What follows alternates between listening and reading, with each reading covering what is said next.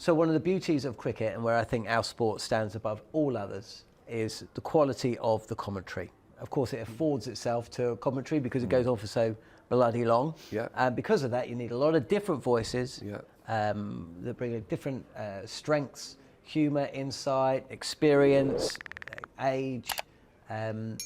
So let's select, you two, let's select your dream TV commentator, commentary team. Okay, so it's going to be for a final, a World Test Championship final, or a 50-over World Cup final. I'm not sure it would differ too much between the two. So you want an international feel to proceedings. Doesn't matter who's playing, so you don't have to be India or Australia or English specific. It's just from your experience, either sharing a commentary box or growing up watching and enjoying. Did they have cricket on TV when Bumble grew up? The old joke. It was shadowy. Lots of snow coming down, and it crackled a bit. So we're going to go host. Yes. Yep. And a 6-person team alongside the host. So shall we start with the host? Yeah, go on. Richie Benno. So no comment. He's not going to commentate. Just host. Yep. So there will not be a Mike Gatting ball. No. Richie Benno's host. And I'm absolutely with him. Wow. Okay. Have you ever seen him host? His hosting was incredible. Brilliant. Absolutely brilliant. Because he was a journalist. So he hosted like a brilliant broadcaster who was a journalist. Big point. I think it's important that there's a journalist around or two. Absolutely. I'll tell you a story off air about watching Richie Benno hosting, which I cannot tell you on air. So Richie Benno is the host. Yes. Okay. So the team is made up of, give us your first name. Ian Bishop. Go on. I was waiting to see if there was any Bishop? reaction. I think he does more research than most commentators. Yep. I think he is someone who has learnt the job. As you would know, it's not something you're instantly great at. And he's got better and better. I think he has a general thirst for knowledge to learn more about modern cricket. And he puts things together. Obviously, he's very eloquent and can nail it. Let's be honest, also, sometimes it's just the voice helps a lot. You can have a bad voice and be a great commentator, and it doesn't come across. Bob Willis was fantastic commentator. Voice not great. Bob Willis would be my perfect the after show when he's slagging everyone off, which he did brilliantly. We could do that. Yeah. Unbelievable. Anyway, move on. But Bishop, have you got any issues with Bishop? I have no issue with Bishop. I would put him up against Michael Holding. I think Michael Holding's fantastic as well. The voice. The only difference I would say is I think Michael Holding and Ian Chappell, I love their commentary, but I don't think they always evolved with the game and kept learning. I think they were like, this is how it should be played. Whereas I think if you follow Ian Bishop, he's already moved on from his playing career. And I think I like that because the game moves and your opinions on the game should move, right? Yeah. Are we putting a commentary team together to commentate tomorrow? Or the gold. The gold does comment. What we've seen in the past, the gold. Right. Yeah. Tony Gregg for me would always be one of my favourites. He's in my team. He's one of my. So you can have him. You can have anyone from. I'm not moving. I am not moving from Bill Lorry. Bill Lorry's fantastic. I'm not moving from Bill Lorry. That's it. Victorian. Yeah, exactly. Anyway, so he literally lives around the corner from my dad. We're looking Channel 9 here. So Bill Lorry. I mean, for those who aren't, because of course Bill doesn't commentate anymore. What would be the strengths of Bill, apart from unbelievably one-eyed Australian, MCG, Victorian, a fabulous voice, a great offset to Tony Gregg. Absolutely. I mean, that is commentary gold.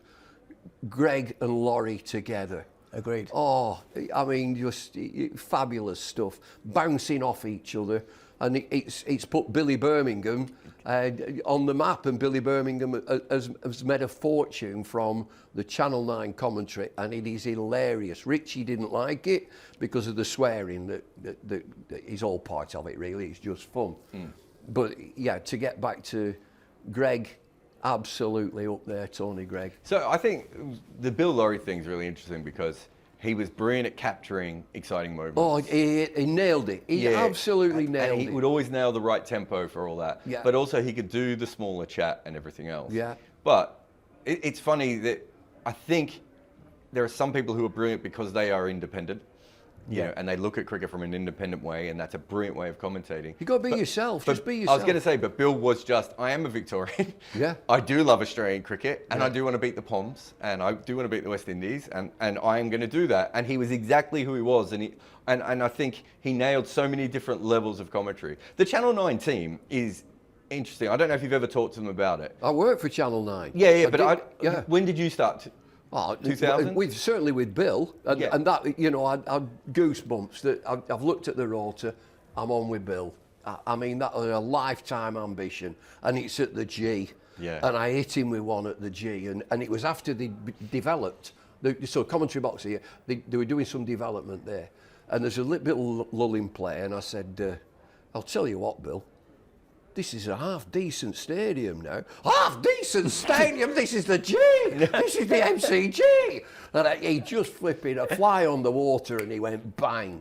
A fabulous bloke as well. So I just think that I think they got good because they had the really harsh production, right? And so the producers were like, Ian Chappell told me a story once of coming off air, and he came off air, and the producer took him in the corner and said, "What was that?"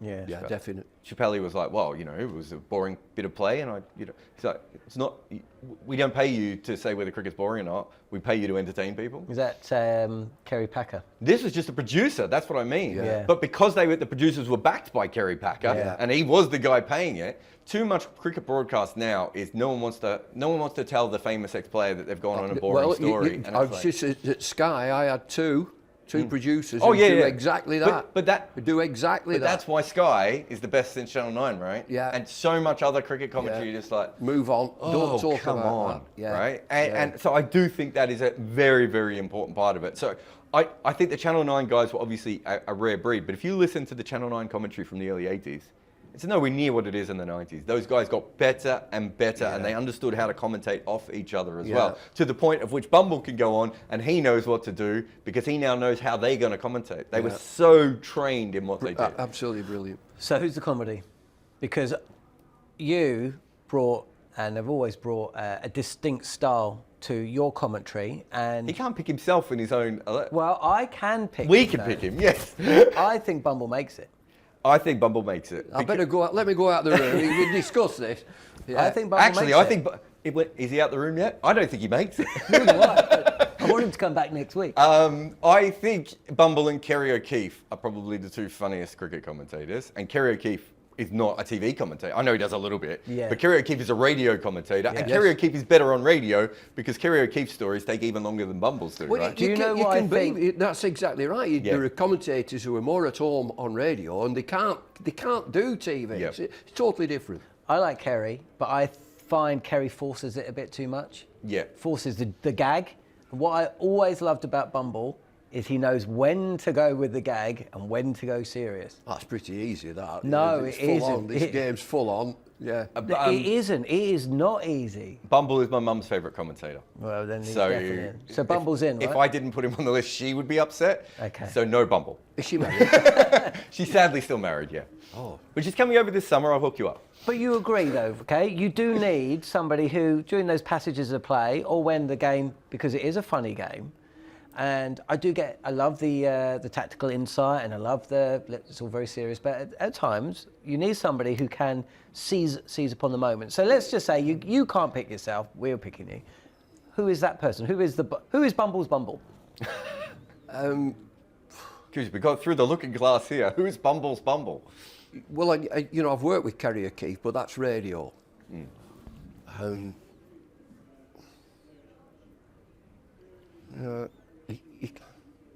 I'm not there. There's not many, is there? There aren't many funny TV commentators. So I think Rob Key could have become that person. No, hang on. Key was... I think he could have become that person. I mean, I absolutely love working with Rob. But again, I had a good team. I worked with a good team who were well drilled and well produced. And Rob Key fitted into that brilliantly. And, we're talking yesteryear with Michael Holding and Atherton and Hussain and Shane Warne.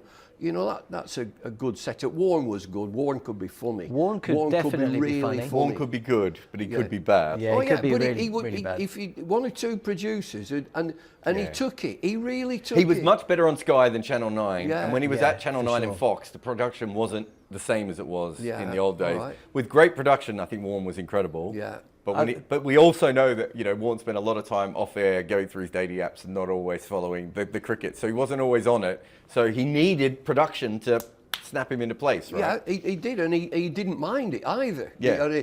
He'd be like the naughty schoolboy. He'd go, yeah. And he'd probably always end up with, I've had a long night. So he'd always have that excuse to fall back on. Ravi Shastri, fantastic to work with, Ravi. Tracer bullet. Oh, like a tracer bullet. You know, I interviewed him about that once, and I said, wouldn't a tracer bullet be slower than a normal bullet? And he looked at me and he went, Jarrod, it sounds better. And that's all it was. And I was like... And cock-a-hoop. Yeah. He's cock-a-hoop. What about Tony Gregg then? Because Tony Gregg was funny. Oh, hilarious. Could he be Bumble's Bumble? Yeah, he was so funny, and all the stuff that they did with the keys and one thing and another, putting the keys and the player comfort of it. Comfort. I mean, the thing about Tony Gregg was he could be funny intentionally, but I always thought he was funnier unintentionally. Like, yes. He didn't know he was being funny. When he was doing the telestrator, and he clearly couldn't use it. There's that great one when they changed the telestrator, because remember it used to be him drawing on a screen with a squiggly pen, and he never got that right. And then they changed it to make it digital, so all he had to do was tap the player he wanted to move and move into the place. And there's a great clip online of him putting 3 slips in front of each other, and him getting more and more upset that he can't show anything he wants to. Like, this is probably not for broadcast, it's like Chopper Reed doing the weather forecast. It is a bit like... No. It's I don't know how I felt about Tony Gregg as a commentator though. Oh, he was absolutely world class. What I loved about Tony Gregg, and I think I have this belief that Kevin Peterson should look at Tony Gregg and how he went about things. So Tony Gregg was very often the villain.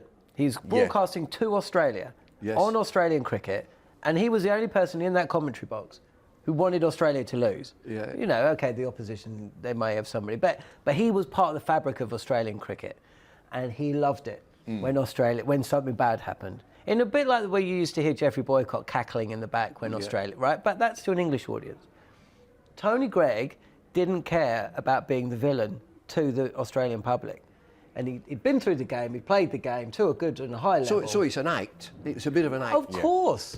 Of course it's an act. It's the entertainment business. Well, Danny Morrison isn't like Danny Morrison off camera, is he? Danny Morrison is nothing like the commentator. Danny Morrison is a perfect fit for T20 cricket. Yeah. He's fantastic on T20 cricket. But you meet him in real life, and you're like, is this the same guy I've seen on TV? Like, he doesn't come across like... So it's an act a lot of times, right? So, shall we just say Bumble's in, but for Bumble it's Tony Gregg? Okay. Yeah? So can I say one great thing about Tony Gregg? I didn't love his commentary as much as you two did, but one thing I thought was great is he's the first international commentator. He knew about Sri Lankan cricket, he knew about Indian cricket, he knew about South Africa. He really cared about cricket everywhere, whereas most people cared about their country and England or their country and Australia. Yeah. And he was very different from that point of view. He really did care about cricketers from all around the world. And I think that's an important thing, because now you have to commentate that way. Yeah. Okay.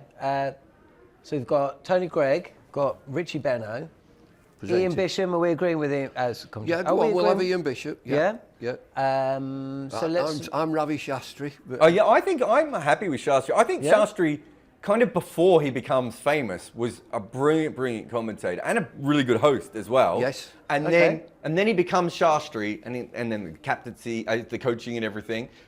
And he maybe hasn't got quite back into his routine as he was before. But that period, you talk about the Sharjah cricket, he would host all that sort of stuff.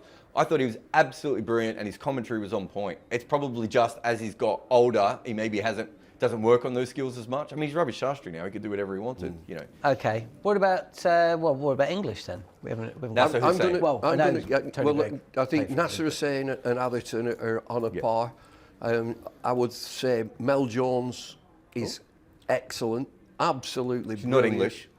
She's not English. Do we need English? No, he said English. She said Mel Jones, just so everyone knows she's not English. Yeah. Well, let's go for... Well, we've got to pick one of Nasser or Athers, I would suggest. We've got to give ourselves something. Can I make the Nasser case? I'm more than happy to hear the NASA case. Athers is obviously a great writer and a great journalist, and has built a great career. I love what he says about cricket, but I think between the two, NASA has moved with the times a little bit more, the way he thinks about the game, and he's always evolving his thoughts on the game. And I think he's a slightly better broadcaster, and he's slightly more curious in the way that he thinks I think about Atherton would say a saying. Yeah. I think, he's such a modest lad, is Michael, that he would say a saying. Got to have I don't think there's much between them. No, and there isn't. I think there are probably more people who don't like Athers as much because they feel that They should have a night out with him then. Get a night out with Atherton. He could get thirsty. Well, he's only ever bought me a lemonade. It's really important. Atherton? He's never bought me an alcohol. We happened to be the time he offered to buy me a drink. We were in Sri Lanka. What about Nasser? I don't think NASA. You like this? I used to work at Lord's. I think for ages NASA thought I was the IT guy at Lord's because every time he had a problem with his computer, he'd hand it over to me. That's it. Give it somebody else. And I'm not sure he knew who I was at all. Definitely I wouldn't. just happened to be the person sitting next to him. He don't even know you now. Yeah, it's very possible. NASA, can you remember when David Gower was on that They Think It's All Over? Can you remember that show, that sports show that came out in... With Gary Lineker, must have been. Well, Gary Lineker and Nick Hancock. And, yes, Nick Hancock. And they basically changed David Gower's personality. I'm not saying he wasn't great fun off air, because of course he has been, but they basically created this character for David Gower, and he completely went with it. And I think it actually added to his abilities as a broadcaster. They created this. He had a butler. And Lloyd Gower. Lord Gower. We always called him Lloyd Gower. And he Gower. actually went with it, and it was actually really, really funny. And I think NASA's kind of done that on a much lower level. He's very accomplished. He has become top end. a character as well. He's able to poke fun at himself, Yes. to provide humour, to be that person on air, the straight man to the gags. You want to and bounce I think off that him. You've got to bounce off him. He's quite. I find him quite a shy, sort of quiet. Yeah. Athers is a little bit as well Yeah, at times, yeah. and yet they come out, and I could see that. Yeah. In So their own NASA circle, you at the end of the day's play, you'd like Gower and Botham would go off and do a bit of fine dining. Mikey Holding would get into the racing, and the rest of us, Ian Ward, Michael Atherton, Nasser Hussain, producer, director, couple of beers, curry, chat about the game, and so it was a routine of every night in your own little bubble, and we had great fun. On AM, on DAB, via the talkSPORT app, and on your smart speaker. talkSPORT.